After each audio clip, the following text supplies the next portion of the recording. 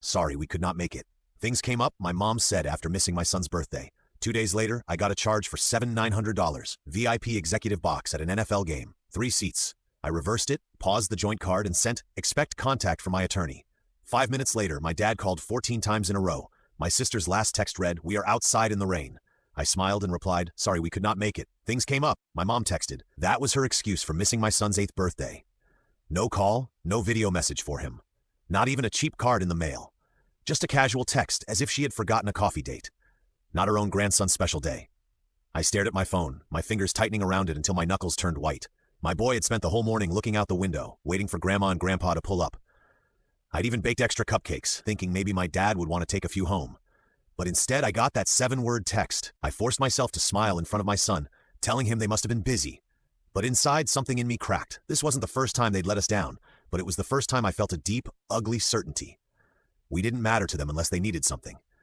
2 days later, my phone buzzed again. Not with a call, not with an apology, but with a bank notification. A $7,900 charge. My eyes narrowed at the description. VIP executive box at an NFL game, 3 seats. And I knew exactly whose fingerprints were on it.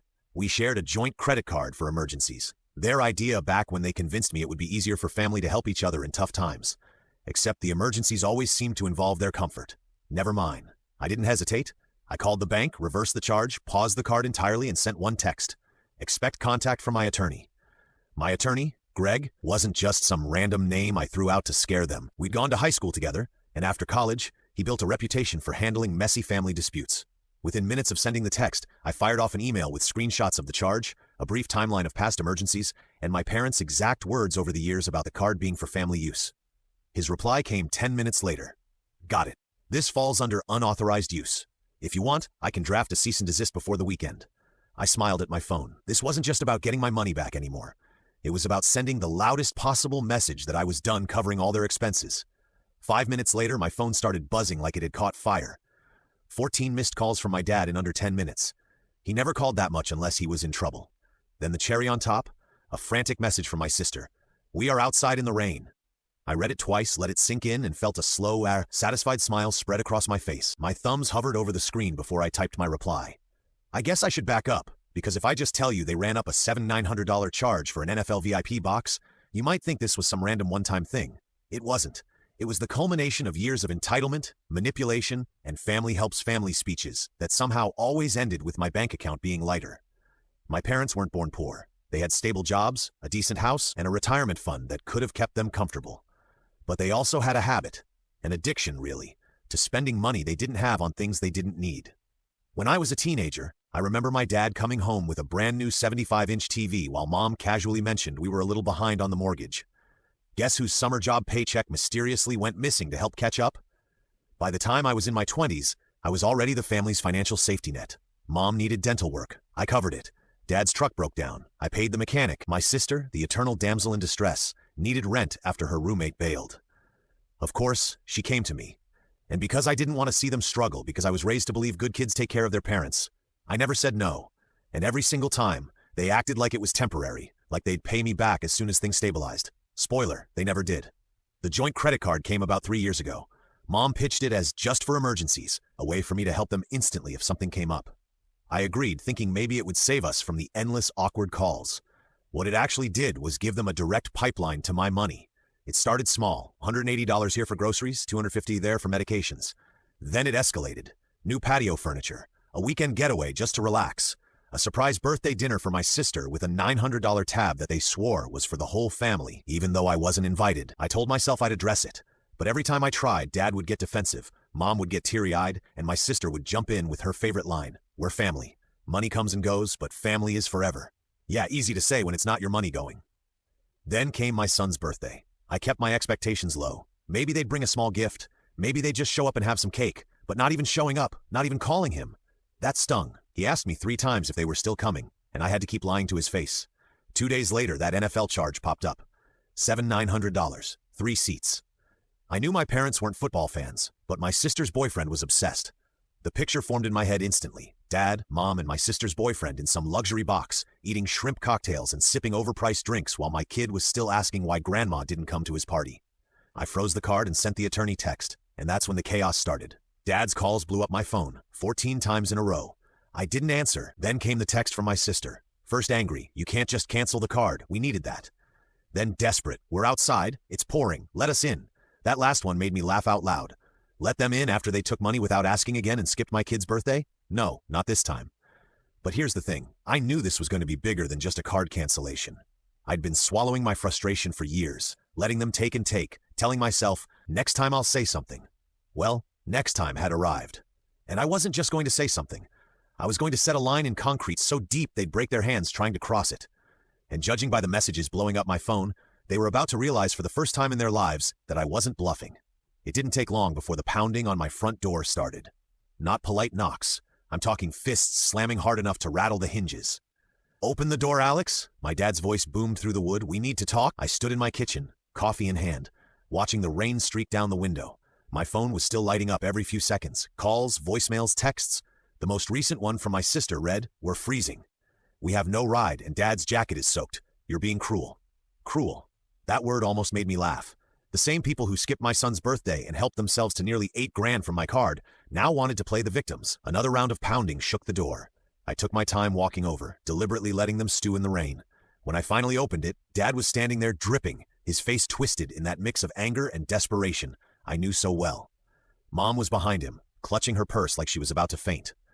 My sister was shivering in her trendy little jacket that was clearly not meant for bad weather, mascara streaking down her cheeks like a bad soap opera scene. "What is wrong with you?" Dad barked the second he saw me. "You canceled the card without even warning us? Without warning you?" I stepped back just enough so they could see the warmth of my house, the dry couch, the lamp glow, the smell of coffee, while they stood soaked in the doorway. "You mean the card you just used to blow $7,900 at an NFL game?" Mom jumped in, voice high and trembling. "It was for an important client meeting. You don't understand how business works." "Business?" I cut her off. "Neither of you has set foot in an office in 10 years. And last I checked, my sister's unemployed boyfriend isn't a client." Megan's head snapped up, eyes flashing. "You're unbelievable. We needed that experience." "Experience?" I laughed in her face. "You needed it so much you couldn't even pick up the phone to wish your nephew a happy birthday. You had no problem finding time for shrimp cocktails in a luxury box, though." Dad stepped forward, his wet shoes leaving muddy prints on my doormat. "That card was for family emergencies. My attorney disagrees," I said flatly. "And if you think I won't go through with it, go ahead. Test me. He's already reviewing the charge, the card history, and every single emergency you've had in the last 3 years. Spoiler, NFL tickets don't qualify." Dad's eyes narrowed. "An attorney against your own parents?" "Against anyone who misused our joint account," I said. "Being family doesn't make taking money without permission." "Okay," I interrupted. "And last I checked, skipping your grandson's birthday to go play corporate big shot isn't an emergency. It's theft." "You don't talk to me like that in my presence," Dad growled, his voice dropping low like he was trying to reassert the old control. I just stared at him. "In your presence? Dad, you're standing in my house. You don't get to bark orders here." That landed. His mouth opened, then closed again. I could see it. He wasn't used to me pushing back. Megan tried the guilt angle next. "We're family, Alex. You're seriously going to leave us out here? It's pouring. We just need a place to—" I stepped back into the doorway, leaning against the frame. "You've had a place, my support, my money, my time for years, and you burned every ounce of that goodwill." Mom's lip quivered. "You wouldn't be here without us. We gave you life." "Yeah," I said, my voice flat. "And I've been repaying that debt ever since, apparently with interest. But guess what? The bank is closed." The rain kept coming down, making their clothes stick to their bodies. Dad's jaw was clenched so tight I could hear his teeth grind. "You're making a mistake," he said finally. "When you need us—" I cut him off again, sharper this time. "When I need you? You've made it crystal clear there's nothing you'd actually show up for unless there's something in it for you." "I did need you. When my son was born, when I bought my first house, when I asked for help moving. But every time, you had something come up. The only time you show up is when there's a check involved." Megan's eyes were wet now, but not from the rain. "We had plans for that money." "Yeah. Well, I have plans for mine too, and they don't include subsidizing your lifestyle anymore." I could feel my heart pounding, but it wasn't from fear. It was from the surge of something I hadn't felt in years, control. Dad tried one last push. "If you close the door on us right now, don't expect this family to ever be the same." I stepped forward, close enough to see the rain dripping off the end of his nose. "That's the point." And then slowly, deliberately, I shut the door. The pounding started again immediately, but I turned and walked into the living room. My son was sitting there in his pajamas building Lego towers. He looked up at me. "Who was at the door, Dad?" I smiled. "Just some people who forgot what family means." From the other side of the door, the shouting turned into muffled arguing between the three of them. I sipped my coffee, sat down next to my boy, and started adding blocks to his tower. Let them stand in the rain. They'd spent years making me feel small, guilty, and obligated. Tonight, they could feel something else, powerless, because for the first time in my life, I wasn't giving in. The pounding on my door stopped after a few more minutes, replaced by the sound of hurried footsteps splashing down my driveway. Then silence. For the rest of the evening, my phone barely rested. First, the texts rolled in from my sister. Long, paragraph-sized guilt trips about family bonds, and how could I embarrass them like that? Then came the voicemails from my dad, each angrier than the last. "You've made your point, Alex. Now open the card back up before you do something you can't take back. You've crossed the line. We don't do this to family." The irony nearly made me choke on my coffee. I didn't respond. Not that night. Not the next morning either. I blocked them on social media, muted their numbers, and went about my day like nothing had happened. My son and I went to the park, grabbed ice cream on the way home, and laughed until our stomachs hurt. It was the first time in years I felt light, like someone had cut a set of chains off my back. It didn't take long for the wider family to get involved. 3 days later, my cousin Jenna called me out of the blue.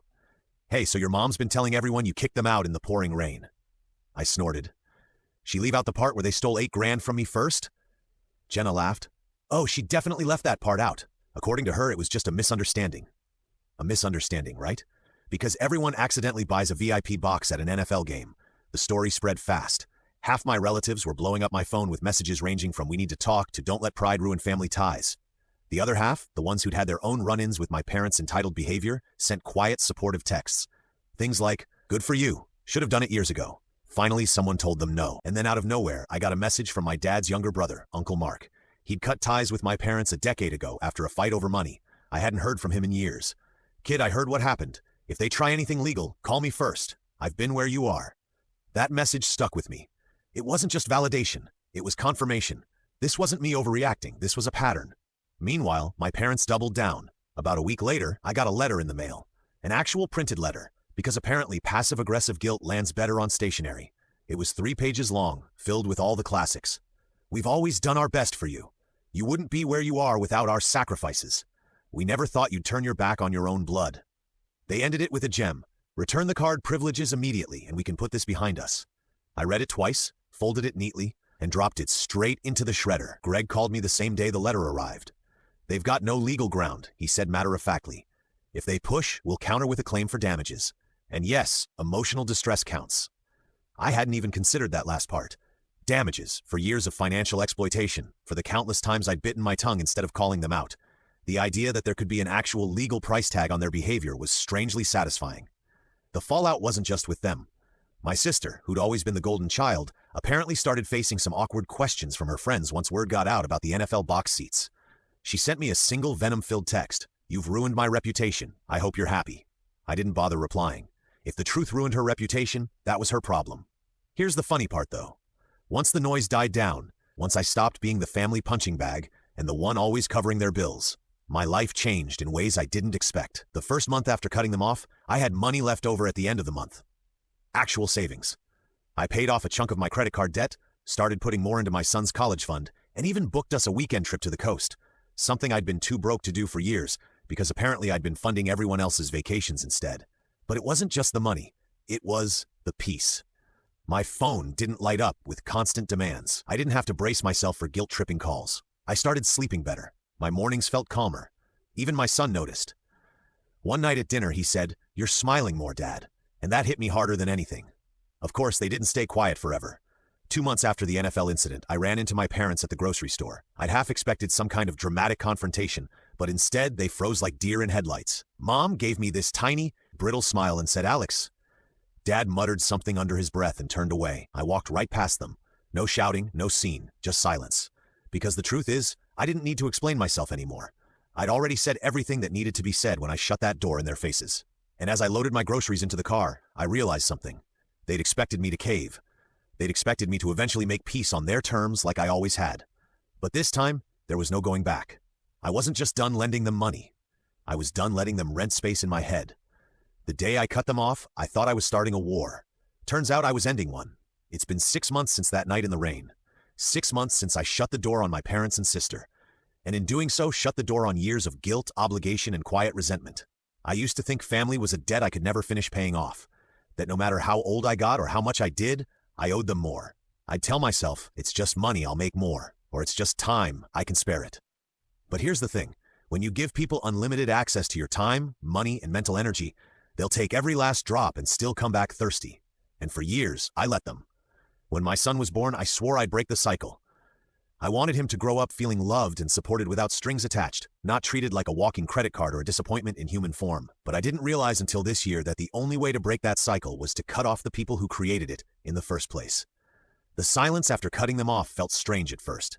No constant buzzing phone, no emergency requests thinly disguised as favors, no subtle digs about how I should be more like your sister or remember who helped you get started.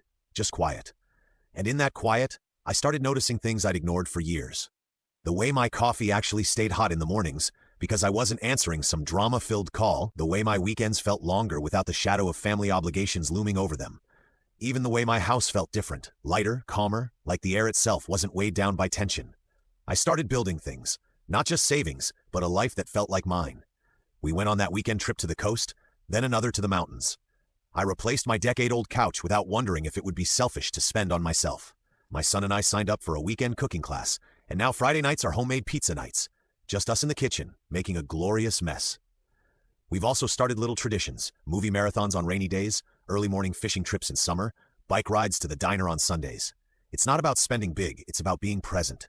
And every time I watch my son's eyes light up during those moments, I know I've finally started giving him the version of family I never had. Do they still try? Oh, absolutely. The most recent attempt came via my mom, who left a voicemail saying, "Your father's not doing well. He needs his family around him." I called Uncle Mark to check. Dad's fine, not a hospital in sight. Just another ploy. Another performance for an audience they don't have anymore. The old me might have fallen for it. The new me? I deleted the message and went back to helping my son with his Lego set. Here's the thing nobody tells you. When you finally enforce boundaries, people don't just resist. They rewrite history. I've heard through the grapevine that my parents now tell everyone I cut them off over a misunderstanding and that I'm holding a grudge over a single mistake. But I've stopped correcting them. Let them tell whatever story helps them sleep at night. The truth doesn't need me to defend it. And the truth is, I'm not angry anymore. I'm not even sad. I'm free. Greg still checks in once in a while, not as my attorney anymore, but as a friend. He told me that for weeks after the rainstorm incident, my parents kept calling his office, demanding to know if we were really going to sue. He never confirmed or denied, just reminded them every time that all communication had to go through him. They hated that, which frankly made me love it even more. Now, the only person who ever calls me about family finances is Greg. And trust me, his hourly rate is one bill my parents will never see. Last week, we were at the park when my son asked out of nowhere, "Dad, why don't Grandma and Grandpa come over anymore?"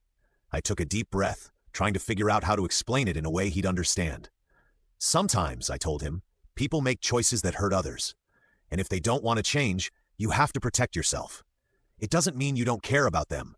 It just means you care about yourself too. He thought about it for a moment, then nodded, like when I stopped playing with Tommy because he kept taking my toys. Exactly. Out of the mouths of kids. That conversation stayed with me because in that moment I realized I hadn't just changed my life. I was teaching my son that love without respect isn't really love at all. And maybe that lesson would spare him years of the kind of emotional gymnastics I grew up performing. I don't know if my parents and sister will ever understand why I did what I did. Maybe they'll paint me as the villain forever. That's fine. I'm not living for their approval anymore. Because the truth is, I don't regret a thing. If anything, I wish I'd done it sooner. The night I closed that door, I thought I was ending something. But really, I was starting something new.